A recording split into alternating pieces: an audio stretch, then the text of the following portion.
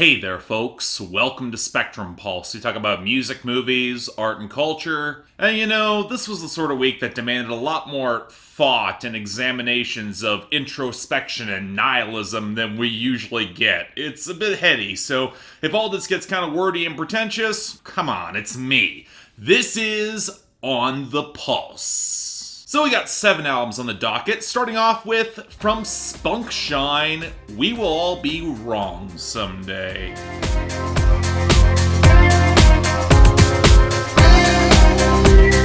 So this is the sort of artist that always kind of leaves me in a quandary. An independent electronic producer has been active since the mid-2000s and as such has been really prolific, but without any sort of larger critical reception or attention, mostly because a lot of the projects are competent and textured, but kind of overlong and a little underwhelming, so I don't want to feel like I'm punching down here. I will say that I was pleasantly surprised by his late 2000s work on projects like And Yet It Moves and A Declared State of Belligerence, which are worth checking out if you're curious, but coming into this, off a decade of splitting increasingly chilly bleakness with also increasingly bizarre sonic flirtations that sound imported from the graveyards of a half dozen other genres, most notably post-rock, which I recommend checking out anyway because the atmosphere is so idiosyncratic and yet just accessible enough to reel you into some uncanny valley territory. Well, it's kind of hard to know what to expect, and this album doesn't really make it easier, pushing even deeper into spare, wiry grooves, a lot of percussion with a lot of grit and texture, and some ambient fragments of vocals and keyboards making up the hints of melody. And let me make this clear, there are some genuinely beautiful moments. I love the spare touches around a mistrust of human exceptionalism, the skittering knock and swell of reframing the narrative, the shuddering padded oscillations of recognizing hypercognition, the faded strings around Kerrera, and especially the shambling mechanics and stunning strings across the Tat 1 Terminus at Gallanach. But at the same time, I've long had the suspicion that Spunk Shine has a gift for melody and more dynamic electronic songs than he often explores, like here on the organ-saturated yelling things into existence. And the lingering dreariness on such a long album can make some of those moments a little tougher to come by. And it's not his worst by any stretch, but not quite hitting his best or greatness either. Although for me, easy project to like, so I don't know, light 7 out of 10. If you're definitely curious in the underground, check this out. Next up from Yurodivy, Tell Me When the Party's Over.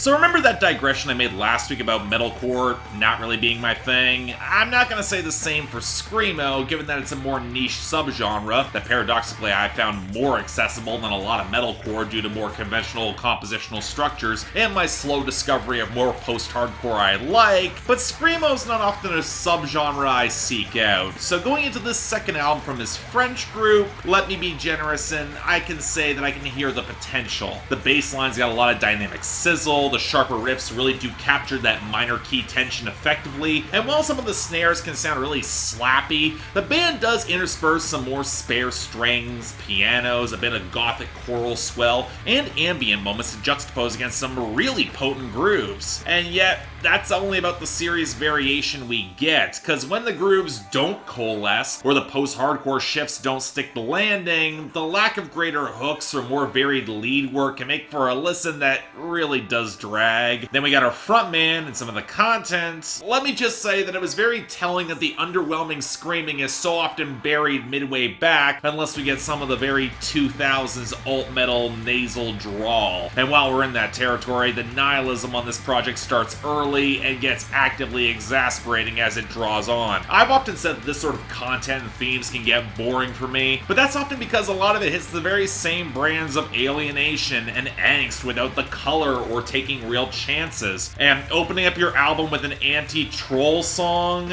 doesn't set a good vibe, especially when you try to intersperse more political cuts about drone warfare and the prison industrial complex. Then you also get moments where the band actively tries to say that they're not pessimists, they're not cowards, because they're still here. A line I saw on MySpace about 15 years ago. But the self-awareness kind of makes it worse. You expose the rote artifice of the rest of the nihilistic wallow, and when it's not all that impressive or innovative, yeah, I'm sorry, I check out. The good grooves, they can only save so much. 5 out of 10. If screamo's your thing, give it a listen, but otherwise, move on. Next up, from Skyforest, A New Dawn.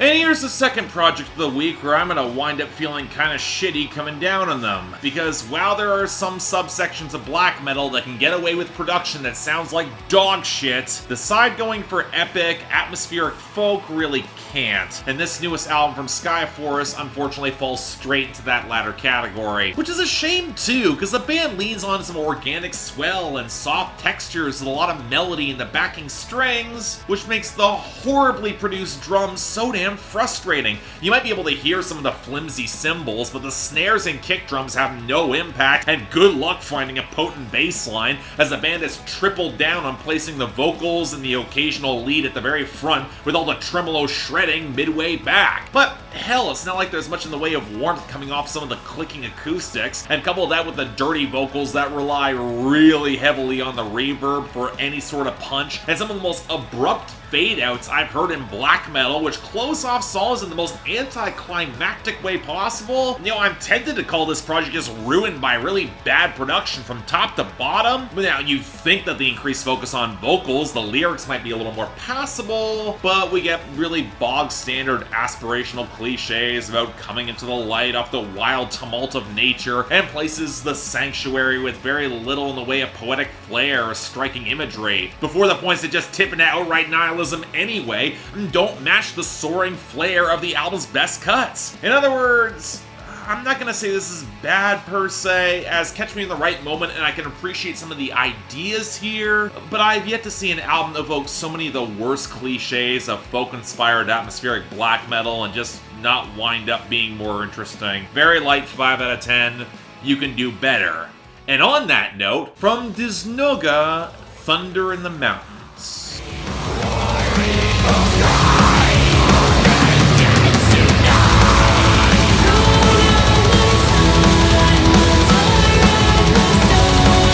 Now, on the flip side, you ever see an act and you just know in your gut that this band is like one or two elements away from being incredible, and thus you feel inclined to judge them all the harder because it seems so damn obvious to you? Yeah, that was me with Dznga.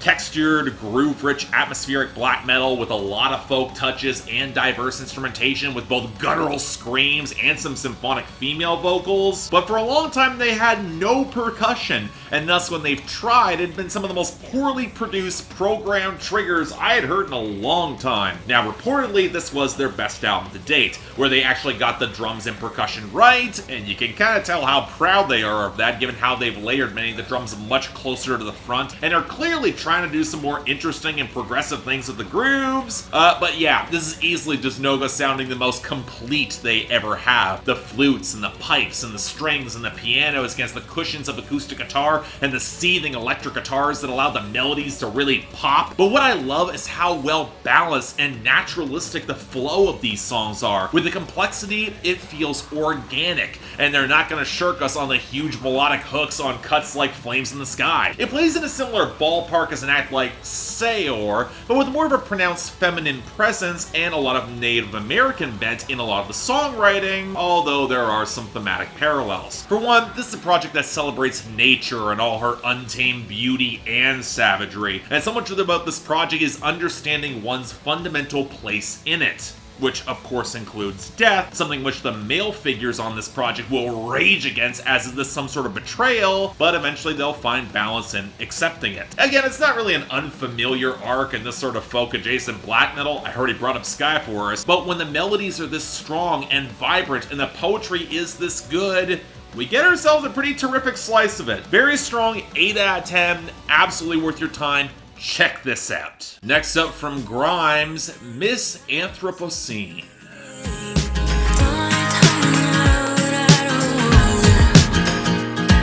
So I have to ask, Outside of Kanye West, has there been any other acts in the modern age who have seen their artistic allure fade more thanks to decisions and statements outside the music than Grimes? Or maybe it's just demystification of how much there ultimately wasn't much there all along. More connections that fans and the critics were stretching to make work in her impressionistic early period that eventually evaporated into punchy but kind of shallow electropop on Art Angels. And you know what, hey, that's probably still the Grimes album that I will go back to the most, but I won't lie and say that some of the asinine social media antics and the public statements and everything surrounding her very public relationship with Elon Musk, that it hasn't killed a lot of the luster or assumptions of depth for me, especially as a lot of her revolutionary ideas and framing have always felt more disposable branding than a defining ethos or anything that she really truly deeply believes. But hell, that goes back to the beginning of the 2010s. It's not even that new at this point. But with this album, there's this weird tension between the layers of pop artifice and alternative glam that basically is ripping wholesale from the mid-90s, and how much Grimes is straining to elevate some really underwritten and fractured observations about larger societal issues like opioid abuse and climate change. And most of her scattershot annotations on the matter show more interest in engaging with the ideas rather than the reality of the situation on the ground, which kind of really undercuts any edginess in her overproduction. It makes a lot of the extended song lengths and the darker textures feel kind of turgid and oversold rather than being impactful. And there's this weird lack of urgency across this album that further creates that sense of distance, where Grimes is observing a dystopian reality that could be around her, but it's never really close enough that it could truly puncture her cyberspace, which makes the inevitable pivot towards nihilism utterly predictable given the sound she's drawing on, but for me it's also completely tedious. And sure, the album ends with a jaunty, presumably sweet love song full of nature sounds, which could be seen as the moment of renewal at the end, the moment of hope, until you remember that it's likely a love song directed most at her current boyfriend Elon Musk, the technocrat who she clearly thinks is gonna save us all. And if you don't buy into that blinkered veneer of the tech daddy, you might wind up liking Delete Forever the most on this project, a very mid-2000s pop rock song about dealing with the suicide of friends, but also having the most grounded and real feel on the entire project with the guitars and banjo, and that persistent suicidal subtext will also slip through in Pan's verses on Dark Side, You'll Miss Me When I'm Not Around, and Before the Fever, which I would probably like more if they actually coalesced or didn't have goddamn chipmunk vocals. I don't know, the project's overproduced and disconnected from the implications of its own framing and construction. I can appreciate snippets, but at least Art Angels could throw a punch properly. This just wants to sit still and look pretty at the end of the world. Take that as you will. It's a 6 out of 10. Really only if you're curious. Next up from King Krule, Man Alive. Deep in the metropole. I've described acts that I understand what they're doing, I grasp their emotional appeal and the content and the sound, but they just don't resonate more deeply. And while I don't really think it's that surprising, King Krule really is in that category. I respect them a fair bit, but I just haven't been able to love one of the projects yet. There's something shambling and ramshackle about King Krule's free-range pile-up of sounds pulling from trip-hop and jazz fusion and post-punk, epitomized by Archie Marshall's strained, elongated delivery and a wallow through grimy textures and downward spirals that's potentially really evocative stuff, but it doesn't really stir me to the point of loving it, most because maybe I just prefer my sad sacks actually throw hands like idols, or at least struggle to try a little harder in the vein of Alex Cameron rather just than brooding in the murk amidst atmosphere that doesn't even try to coalesce. So when I heard that Man Alive was expanding from those same textures from the Ooze, but was also a little more focused and direct, I was encouraged, but it's less that King Krule found focus and tightness so much it just seems like in composition we're just getting the Ooze light, as much as the sprawling extent of that album. And as much as it wasn't my thing, in a bizarre way it was part of that album's charm. Now let me reiterate, I get the appeal of this, as it is. It's a similar sort of very British grubbiness and its feverish and increasingly dilapidated depression, with fractured samples, haunted saxophone, murky bass lines, off-key guitars, and with any hint of elegance it's barely afloat. But if you delve into the lyrics, in their own way, this is a project that at its rock bottom does see a sort of glimmer. There's some of the same sort of depressive Richard Dawkins Dawson-esque mugginess, because unlike Grimes, you get the impression Archie Marshall does get this reality in a very tactile and detailed way. But even that slightest trace of optimism amidst an uncaring society trampling you underfoot, it helps that desperate connection to which you can tell our frontman barely even believes himself. Well, he'll question it to the very end, and yet that darker, jagged riff, they will stabilize into something brighter as a quiet promise going forward. And that kind of leaves me in an odd space, because while I think the slight thematic pivot means I get it, or maybe even like this approach to the sounds more, but for those who really relish the relentless, downbeat endurance test of the ooze, it might not have the same impact. But I don't know, for me, it won't be something I will revisit all that often, but still potent stuff all the same. Solid 7 out of 10, give it a chance, check this out. And finally, from BTS, Map of the Soul 7.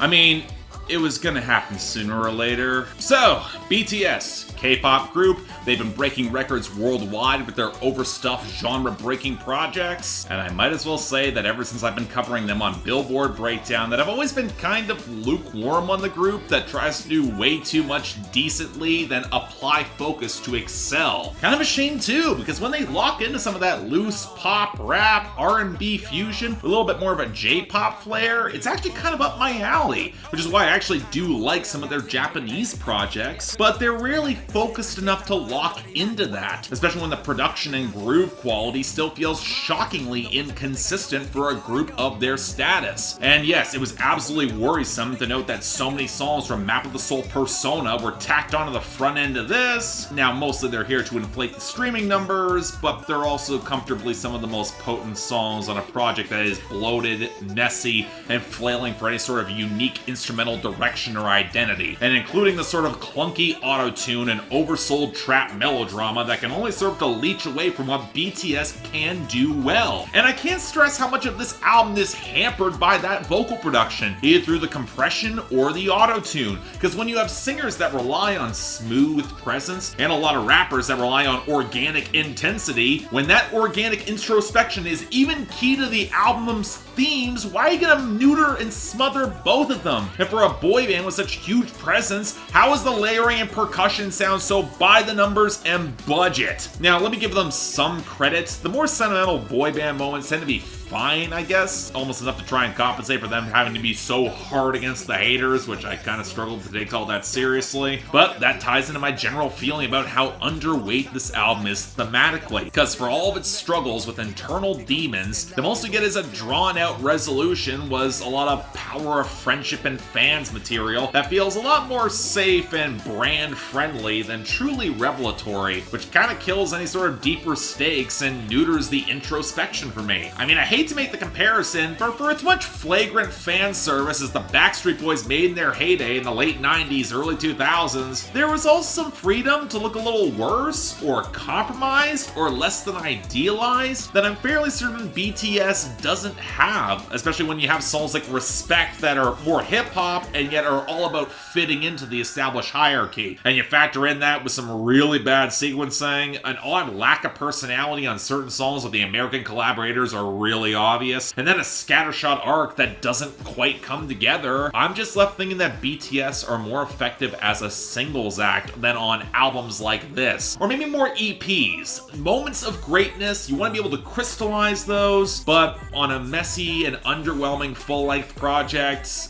this is not their best. Strong 5 out of 10, it will certainly satisfy the fans, but they've done better, and I think y'all know that too. But hey, thanks a lot for watching. If you'd like to like and subscribe, I'd be more than grateful. Thanks a lot for coming on board here. We got a couple more albums I can imagine. Leave your comments down there below. I will see a lot of them. Please don't get too angry. Again, I want to like a lot of the stuff that I am covering here, and even if I pissed you off, it happens. Just try to roll with it.